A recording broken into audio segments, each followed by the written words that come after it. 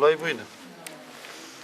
Arkadaşlar biliyor da hatırlatmak için. Rastgele top atışlarından düşen ananın görüntüsüydü. Hadi başlayalım. Gel.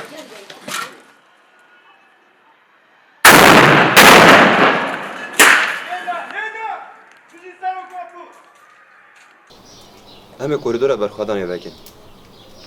Bi kurtası hedef o bengehina plan ama eve. Kursiye bir yine ses programı değil mi şu öncesi bir durak gibi. Hem zilanlı çekeceğiz hem zilansız çekeceğiz.